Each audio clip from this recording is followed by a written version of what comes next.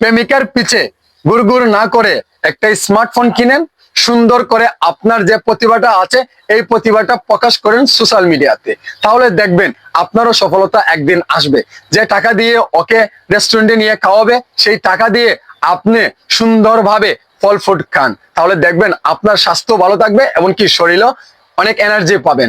আপনি যে গার্লফ্রেন্ডকে নিয়ে গাড়ি দিয়ে ঘুরতে যাবেন একটা পার্কে, এই টাকাটা খরচ না করে আপনি সুন্দরভাবে একটি এমবি কিনে সোশ্যাল মিডিয়াতে কাজ করেন, দেখবেন আপনাকে যে টাকা খরচ করবেন একটা নারীর পিছে, সেই টাকাটা আপনার একটা সুন্দর স্মার্টফোন কিনে খাওয়া দাওয়া করেন, সবকিছু করে এক সুন্দর করে কন্টেন্ট তৈরি করেন, দেখবেন এই সফলতা আপনার পিছনে দৌড়াবে। কিন্তু প্রথমত আপনাকে কিছু পেতে হলে কিছু দিতে হবে। কিন্তু দেখেন, আপনি যদি সোশ্যাল মিডিয়াতে কাজ করেন, যে কোনো টপিক নিয়ে আপনার প্রতিভা আপনি কাজে লাগান, তাহলে দেখবেন এই কাজে লাগানোতে আপনি টাকা ইনকাম করতে পারবেন, আপনার লাইফটাও ভরপুর হবে, আপনার কেরিয়ার গড়তে পারবেন। কিন্তু অনেকেই বলবে, ভাই আপনি যে করছেন আপনার লাইফটা কি হচ্ছে?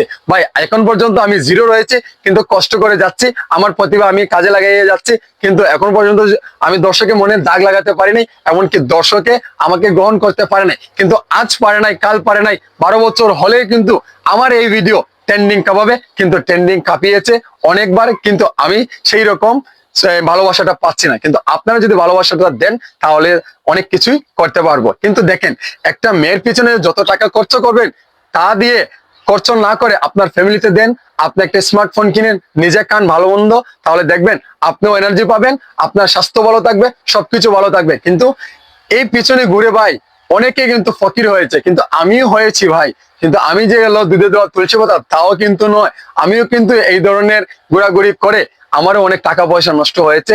এর জন্য আমি এটা বুঝে গেছি, এতে জীবন চলে না, জীবন ধ্বংসর পথে নামিয়ে দেয়। যখনই একটি মেয়ের সাথে আপনি সম্পর্ক করবেন, দেখবেন কিছুদিন ভালো যাবে, তারপরে দেখবে বলবে তোমার সাথে আমার রিলেশনটা মানবে না, আমার ফ্যামিলি আমাকে অন্য জায়গাতে বিয়ে দিবে। কিন্তু এই ধরনের হতাশ যখন 2 বছর 3 বছর রিলেশনের পরে এই কথাটা বলে, তখন আসমানটা ভেঙে মাথায় পড়ে, এটা কি শুনাইলো। তখনই কিন্তু একটা ছেলে ধ্বংসর পথে নেমে যায়।